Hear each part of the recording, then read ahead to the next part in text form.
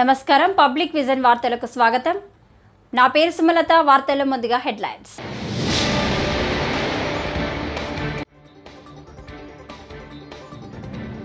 సాంకేతికతతో అగ్రగామిగా ఉన్న ఏపీ ఇప్పుడు ఇంధన రంగ అవకాశాలను అందిపుచ్చుకునేందుకు సిద్ధం. ముఖ్యమంత్రి చంద్రబాబు.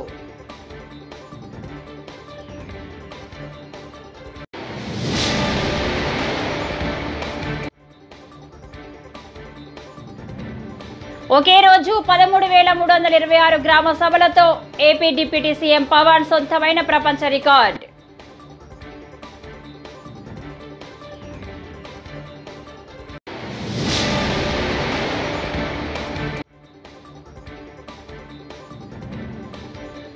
చంద్రబాబు కూటమి సర్కార్ గత ప్రభుత్వంపై విషం జల్లుతుందని మాజీ మంత్రి బుగ్గన రాజేంద్రనాథ్ రెడ్డి మండిపాటు.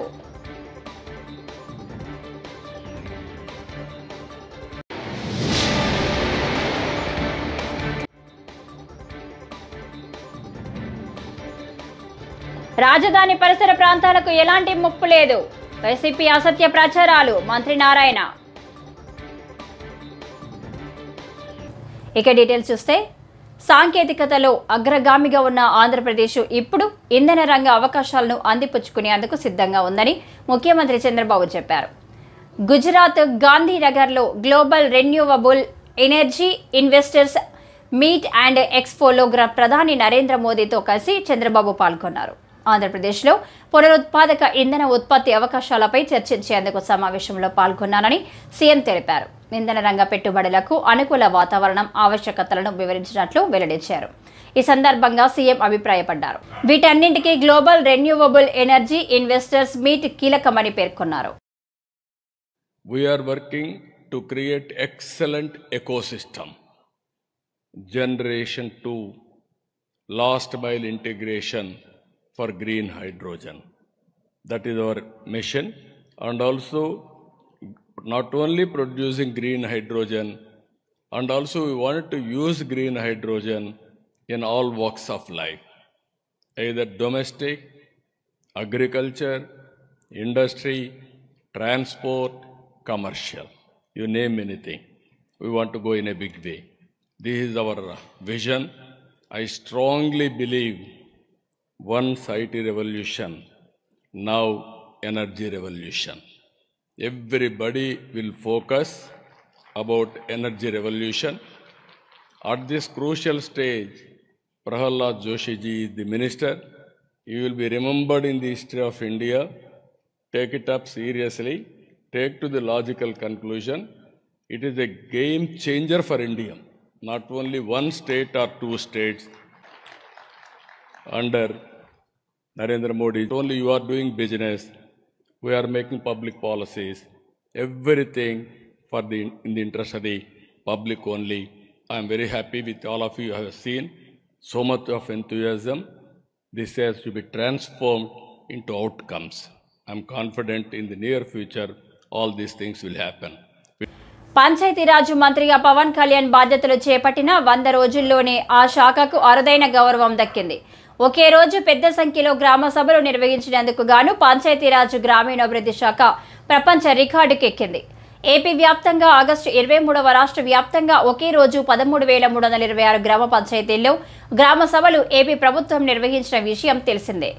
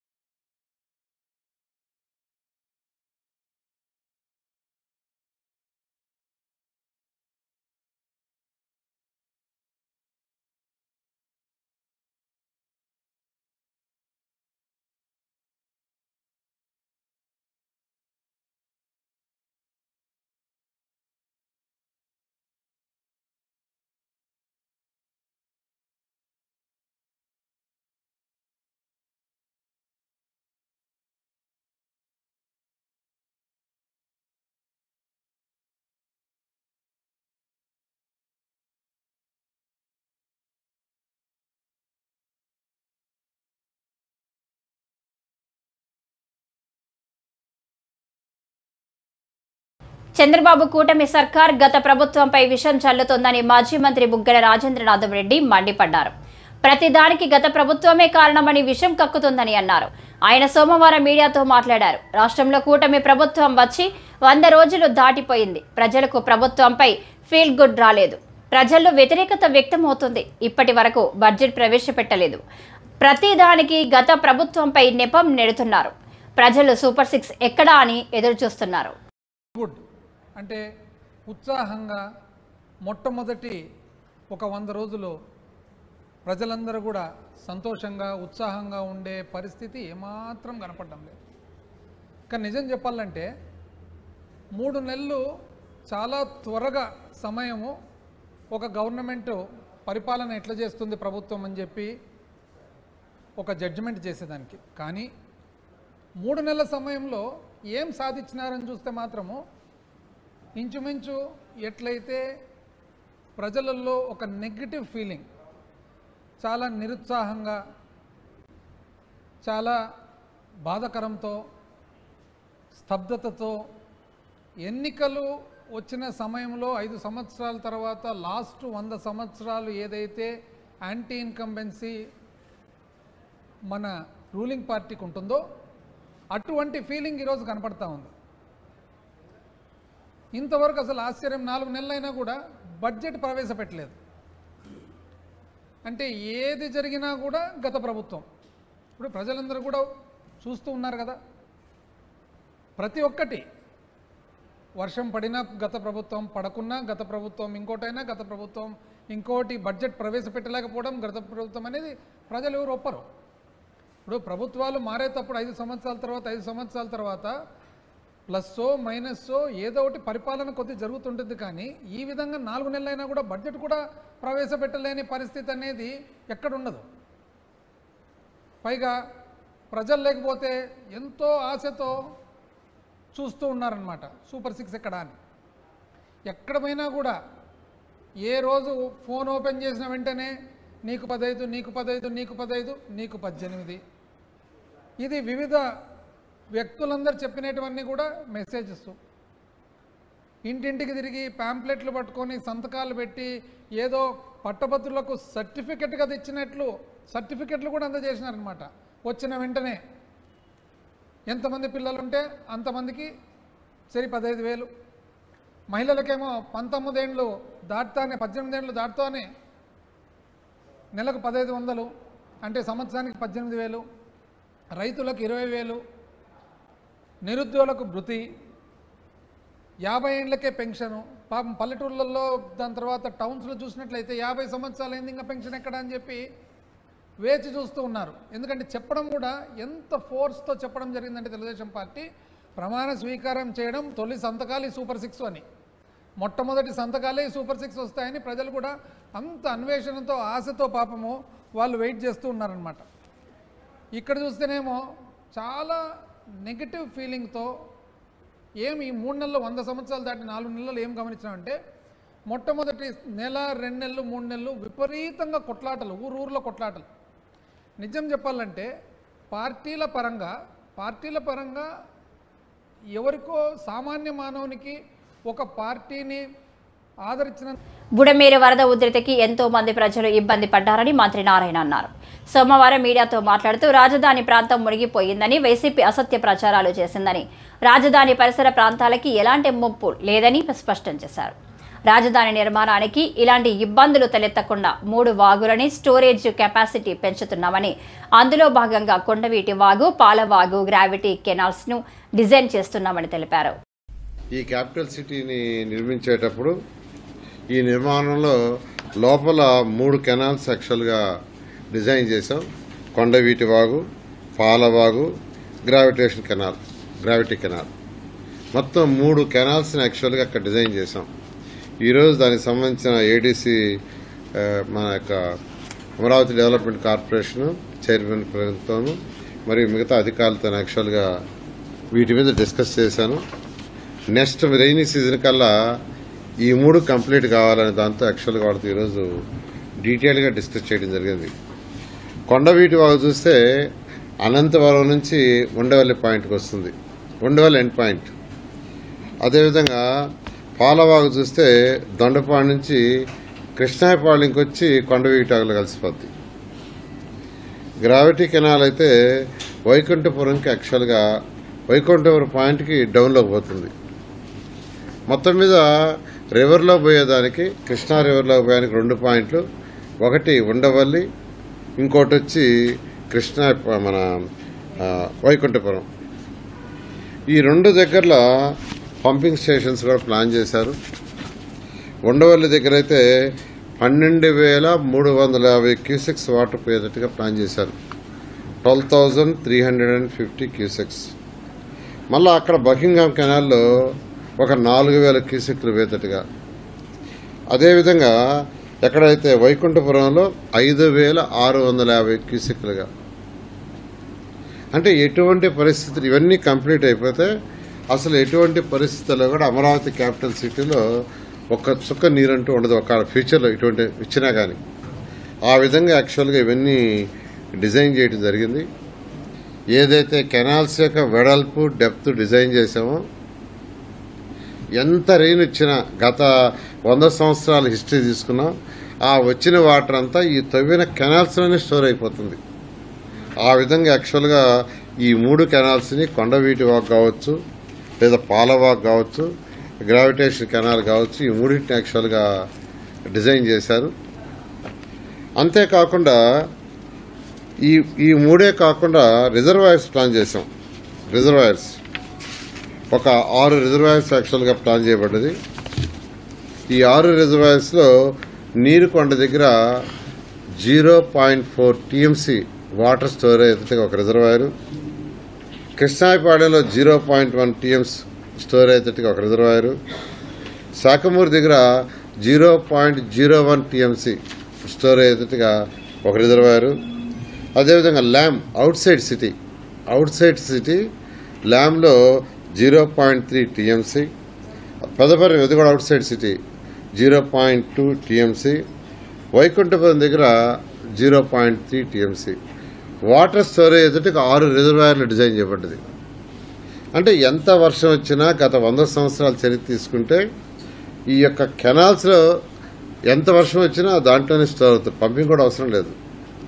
ఒకవేళ కెనాల్స్లో కంటే ఎక్కువ వస్తే రిజర్వాయర్లో స్టోర్ అయ్యేటట్టుగా ప్లాన్ చేసాం.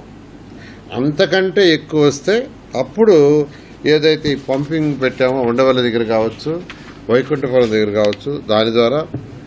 చంద్రబాబు పవన్ కళ్యాణ్ ఎన్నికలకు ముందు స్టీల్ ప్లాంట్ ప్రైవేటీకరణ ఆపుతామని హామీ ఇచ్చిన విషయాన్ని వైఎస్ఆర్సీపీ ఎంపీ గొల్ల బాబురావు గుర్తు చేశారు. ఈ విషయమై ఆయన మంగళవారం మీడియాతో మాట్లాడారు. ఇచ్చిన మాటను పవన్, బీజేపీ నేతలు చంద్రబాబు నిలబెట్టుకోవాలి. పార్లమెంట్లో నేను అడిగిన ప్రశ్నకు సమాధానంగా విశాఖ స్టీల్ ప్లాంట్ ప్రైవేటీకరణ ఆగదని చెప్పారు. స్టీల్ ప్లాంట్ ప్రైవేటీకరణపై చంద్రబాబు, పవన్ కళ్యాణ్ వైఖరి స్పష్టం చేయాలి అని బాబురావు అన్నారు. ఈ యొక్క విలేకరుల సమావేశానికి వచ్చినటువంటి ప్రతి ఛానల్ వారికి, ప్రతి ఒక్కరికి కూడా ముందుగా నా యొక్క నమస్కారాలు తెలియజేస్తున్నాను. ఈరోజు ఈ యొక్క విలేకరుల సమావేశం యొక్క ముఖ్య ఉద్దేశం ముఖ్యంగా ఈ యొక్క మన విశాఖపట్నం స్టీల్ ఫ్యాక్టరీ భవిష్యత్తు మీద గత 3-4 సంవత్సరాల నుంచి విశాఖ ఉక్కు ఫ్యాక్టరీని ప్రైవేటైజ్ చేస్తున్నారు అని చెప్పి భారతదేశంలో మన ఆంధ్రప్రదేశ్లో చాలా వదంతులు, అలాగే అనేకమైనటువంటి విషయాలు మనం చూస్తూనే ఉన్నాం. ఈ మధ్యకాలంలో ఎలక్షన్స్ ముందు కూడా కూటమి నాయకులు శ్రీ చంద్రబాబు గారు, అలాగే జనసేన నాయకులు పవన్ కళ్యాణ్ గారు, బీజేపీ నాయకులు చాలామంది అందరూ కూడా విశాఖ ఉక్కు ఫ్యాక్టరీని మేము ప్రైవేటైజ్ చెయ్యం, మేము ఆపుతాం అని చెప్తూనే వస్తున్నారు. కానీ ఈ మధ్య నేను పార్లమెంట్లో విశాఖ ఉక్కు ఫ్యాక్టరీ గురించి దాన్ని ప్రైవేటైజ్ చేయొద్దని చెప్పి నేను ఒక ప్రశ్న వేయటం జరిగింది. ఆ ప్రశ్నకి జవాబుగా పంకజ్ చౌదరి గారు అనేటువంటి minister of state for finance, ఈ పంకజ్ చౌదరి గారు అనేటువంటి minister of state for finance వారు రిటర్న్గా నాకు రిప్లై కూడా వారు ఇవ్వటం జరిగింది. ఈ లెటర్లో ఉన్నటువంటి సారాంశం ఏంటంటే, ఎట్టి పరిస్థితుల్లో ఒక ఏంటంటే గవర్నమెంట్ పాలసీని బట్టి డిస్ఇన్వెస్ట్మెంట్ చేయటం పక్కాగా చేస్తాం. తర్వాత నాన్ స్ట్రాటజికల్ మరి ఆ యొక్క ఫ్యాక్టర్స్ని చూసి తప్పనిసరిగా విశాఖ స్టీల్ ఫ్యాక్టరీ అయితే ఖచ్చితంగా ప్రైవేటైజ్ చేసేటువంటి అంశాల్లో ముందుగా ఉందని చెప్పి వారు ఈ ఆన్సర్లో ఇవ్వటం జరిగింది.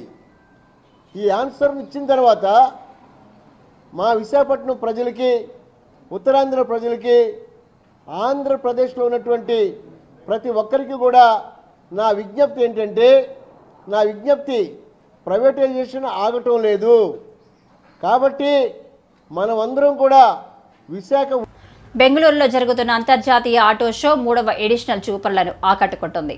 వివిధ సంస్థలు తాము తయారు చేసిన కొత్త మోడల్ కార్లను ప్రదర్శనకు ఉంచాయి. వింటేజ్ కార్ల దగ్గర నుంచి భవిష్యత్తు తరం కార్ల వరకు ఈ షోలో ప్రదర్శనకు వచ్చారు. దాదాపు 10 ఏళ్ల తర్వాత బెంగళూరులో ఈ ఆటో షో నిర్వహిస్తున్నట్లు నిర్వాహకులు చెప్పారు.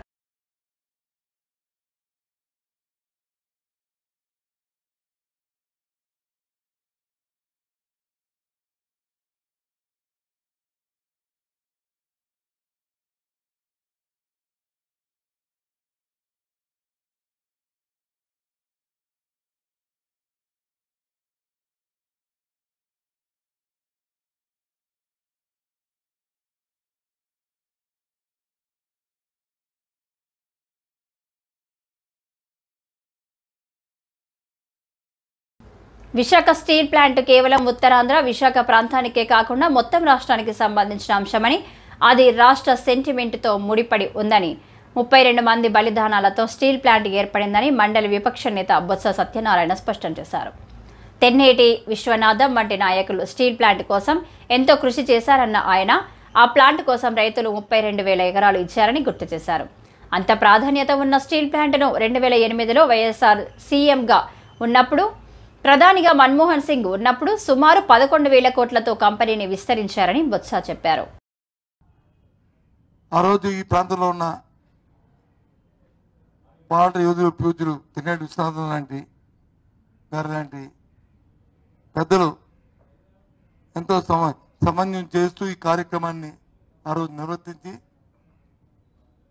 ఈ ప్రాంత తాలూకా ప్రజల తాలూకా ఆశయాలకి, ఆంధ్రుల సెంటిమెంట్కి ఒక ఉద్యమ స్ఫూర్తితో ఆనాటి దేశ నాయకత్వం ఒప్పించి ఈ పరిశ్రమను తీసుకొచ్చారు ఈ ప్రాంతానికి. ఈ ప్రాంత రైతులు సుమారు 32,000 ఎకరాలని, 5,000 ఒక ఎకరం, 1,000, 2,000, 32,000 ఎకరాలని ఈ పరిశ్రమ కోసం ఆనాడు ఇచ్చిన సందర్భాన్ని కూడా మరొకసారి మనం మననం చేసుకోవాల్సిన అవసరం ఉంది. అటువంటి ఈ పరిశ్రమని తర్వాత కొంతకాలం తర్వాత ఏర్పాటైన తర్వాత దాంట్లో పరిశ్రమని ఆనాటి ముఖ్యమంత్రి రాజశేఖర రెడ్డి గారి హయాంలో 2008వ సంవత్సరంలో దేశ ప్రధానిగా మన్మోహన్ సింగ్ గారు ఉన్న నేపథ్యం ఉన్న సందర్భంలో పరిశ్రమకి మళ్ళీ ఎక్స్పాన్షన్ చేసి సుమారు 11,000 కోట్ల రూపాయలు దానికోసం మళ్ళీ కేంద్ర ప్రభుత్వం దానికి వెచ్చించి దాన్ని ఎక్స్పాన్షన్ చేసిన సందర్భాన్ని కూడా ఒకసారి మనం గుర్తు చేసుకోవాలి. ఎందుకంటే ఆ రోజు ముఖ్యమంత్రి రాజశేఖర రెడ్డి గారు మన్మోహన్ సింగ్ గారు శంకుస్థాపన చేసిన నేపథ్యంలో నేను కూడా ఆయన రాజశేఖర గారి మంత్రివర్గంలో మంత్రిగా ఉన్న నేపథ్యాన్ని మళ్ళీ ఒకసారి గుర్తొచ్చి మళ్ళీ మీకు ఈ సందర్భంగా నేను చెప్తున్నాను. అటువంటి ఈ పరిశ్రమని ఈ ఎన్డీఏ ప్రభుత్వం కేంద్రంలో వచ్చిన తర్వాత హైదరాబాద్లో వినాయక నిమజ్జనోత్సవాలు జోరుగా సాగుతున్నాయి. ట్యాంక్ బండ్ వద్దకు భారీగా గణనాథుని ప్రతిమలు చేరుకుంటున్నాయి. నిమజ్జనానికి వచ్చే గణనాథులతో ఎక్కడికక్కడ రద్దీ నెలకొంది. ట్యాంక్ బండ్ చుట్టూ కిలోమీటర్ల మేర వాహనాలు ఆగిపోయాయి.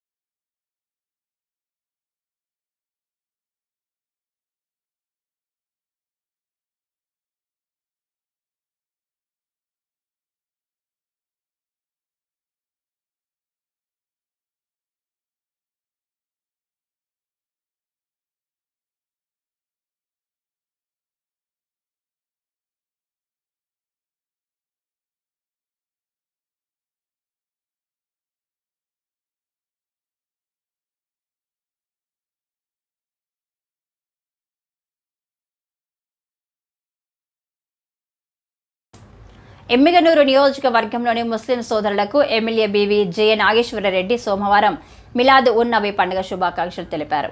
ఈ సందర్భంగా ఆయన మాట్లాడుతూ ఇస్లాం మతంలో ఈద్ మిలాద్ ఉన్ నబీ పండుగను ఎంతో ప్రాముఖ్యత ఉందని, ఇస్లాం మతాన్ని స్థాపించిన చివరి ప్రవక్త మహమ్మద్ సల్లల్లాహు అలైహి వసల్లం పుట్టినరోజునే ఈద్ మిలాద్ ఉన్ నబీగా జరుపుకుంటారని గుర్తు చేశారు. సోదర సోదరీమణులందరికీ ముఖ్యంగా ఈరోజు మహమ్మద్ ప్రవక్త ఏదైతే వారి జననం మరియు వారు అంతర్లీనం అవ్వడం ఈ పవిత్రమైన రోజే జరిగింది.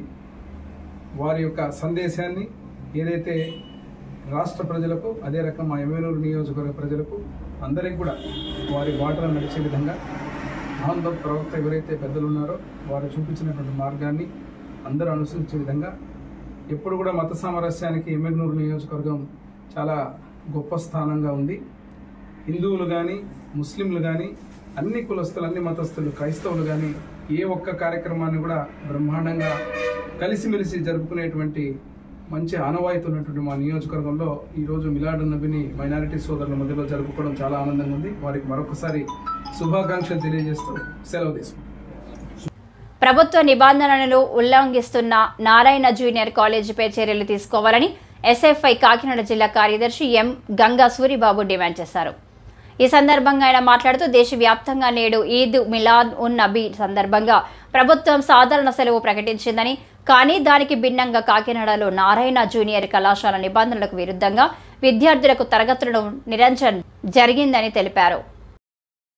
నేను ఎస్ఎఫ్ఐ కాకినాడ జిల్లా సహాయ కార్యదర్శిగా ఉన్నాను. ఈరోజు కాకినాడ జిల్లాలో కాకినాడ నగరంలో Narayana junior college public holiday అయినా సరే పిల్లలకి క్లాసులు నిర్వహిస్తూ ఉన్నారు. ఇది చాలా దుర్మార్గం. నారాయణ లాంటి వైఖరి మానుకోవాలి. నారాయణ యాజమాన్యం పట్ల ప్రభుత్వ అధికారులు చర్యలు తీసుకోవాలి. లేని పక్షంలో ఎస్ఎఫ్ఐగా అనేక కార్యక్రమాలు నిర్వహిస్తాం. విద్యాశాఖ అధికారులు తక్షణమే నారాయణ జూనియర్ కాలేజీ పట్ల చర్యలు తీసుకోవాలి. లేని పక్షంలో విద్యాశాఖ అధికారులపైన కూడా కంప్లైంట్ ఇచ్చే వైఖరికి వస్తాం. కాబట్టి తక్షణమే విద్యాశాఖ అధికారులు నారాయణ జూనియర్ కాలేజీపై చర్యలు తీసుకోవాలి. నారాయణ జూనియర్ కాలేజీకి పబ్లిక్ హాలిడేలు పటిష్టంగా అమలు చేయాలి. పబ్లిక్ హాలిడేలు ఇవ్వాలి. విద్యార్థులు అనేక మంది చాలా ఇబ్బందులు పాలవుతూ ఉన్నారు. వాళ్ళకి ఫ్రీడమ్ ఇవ్వట్లేదు. అనేక పబ్లిక్ హాలిడే రోజు, సండే రోజు, సెకండ్ సాటర్డే రోజు కూడా నారాయణ కాలేజీలు పెడతా ఉన్నారు. కాబట్టి నారాయణ లాంటి వైఖరి మానుకోవాలి. లేని పక్షంలో ఎస్ఎఫ్ఐగా విద్యార్థులందరూ ఐక్యం చేస్తాం. నారాయణ కాలేజీపై చర్యలు తీసుకునే వరకు పోరాటం చేస్తామని చెప్పి డిమాండ్ చేస్తాం. సీఎం చంద్రబాబు పోలవరం ప్రాజెక్టుపై విడుదల చేసిన శ్వేతపత్రంలో సరైన ఆధారాలు లేవని ఆదివాసీ మహాసభ న్యాయ సలహాదారు ఐనాపురపు సూర్యనారాయణ ఆరోపించారు. సోమవారం రాజమండ్రిలో జరిగిన విలేకరుల సమావేశంలో ఆయన మాట్లాడారు. అసలు నిజాలతో శ్వేతపత్రం విడుదల చేయాలన్నారు. లేకుంటే కేంద్ర ప్రభుత్వానికి పోలవరం ప్రాజెక్టు నిర్మాణం అప్పగించాలని డిమాండ్ చేశారు. చంద్రబాబు నాయుడు గారు ముఖ్యమంత్రి అయిన తర్వాత పోలవరం ప్రాజెక్టు మీద శ్వేతపత్రం విడుదల చేశారు. ఆ శ్వేతపత్రంలోని కొన్ని అంశాలు గిరిజనులకు, నిర్వాసితులకు ఆందోళనకరంగా ఉన్నాయి. అందులో ప్రధానంగా గతంలో 2020లో అధికారులు కేంద్ర ప్రభుత్వానికి ఇచ్చినటువంటి నివేదికలో క్యాస్ట్ వైడ్ వివరణలు ఇచ్చారు. అంటే నిర్వాసితులు అవుతున్న వాళ్ళలో ఎస్టీలు 56,495, ఎస్సీలు 7,134, ఓబీసీలు 34,216, ఓసీలు 7,706, మొత్తం 10,501 మంది అని చెప్పేసి చాలా వివరంగా డీటెయిల్స్గా లెక్కలు ఇచ్చారు. అయితే ఇది మొత్తం చంద్రబాబు నాయుడు గారు మన శ్వేతపత్రం విడుదల చేసినప్పుడు ఆయన శ్వేతపత్రంలో ఏం రాశారంటే 96,660 మంది అని రాశారు. అంటే 10,000 కుటుంబాలు తగ్గించేశారు. మరి అంత క్యాస్ట్ వైజ్ అంత పక్కాగా లెక్కలు ఇచ్చినప్పుడు ఈయన ఊరికే 96,660 మంది మొత్తం అని అన్నప్పుడు దానికి వివరణ ఇవ్వలేదు. మరి ఇందుకు 10,000 కుటుంబాలు తగ్గించారండి. 10,000 కుటుంబాలు అంటే 50,000 మంది జనాభా, అంటే 40-50 గ్రామాలకు సంబంధించి షెడ్యూల్డ్ ఏరియాలో ఉంటారు. మరి ఇన్ని గ్రామాలు తగ్గించేస్తున్నప్పుడు శ్వేతపత్రంలో వివరణ ఉండాలి. ఆ వివరణ లేదు. ఇప్పుడు ఎవరికాళ్ళు ఏ గ్రామం తగ్గించేశారో తెలియనటువంటి పరిస్థితులు ఉంది. ఇది ఒక వైపు. రెండో వైపు మొదటి దశకి 7,116 కోట్లు, రెండో దశకి 18,800 కోట్లు ఇస్తే పోలవరం ప్రాజెక్టు పూర్తి అయిపోతుంది, భూసేకరణకి R&Rకి అని చెప్పేసి ఆయన దీంట్లో శ్వేతపత్రంలో రాశారు. ఈ లెక్కలు అసలు ఎందుకు కూడా పనికిరావు. పాత బకాయిలు తీర్చుకోవడానికి కూడా ఈ 7,000 కోట్లు కూడా సరిపోయినటువంటి పరిస్థితి. ఈవేళ భూసేకరణకి R&Rకి 80,000 కోట్ల రూపాయలు ఉంటాయని కానీ అవ్వదని చెప్పేసి లెక్కలతో సహా ఆదివాసీ మహాసభ కేంద్ర రాష్ట్ర ఈ వార్తలు ఇంతటితో సమాప్తం. నమస్కారం.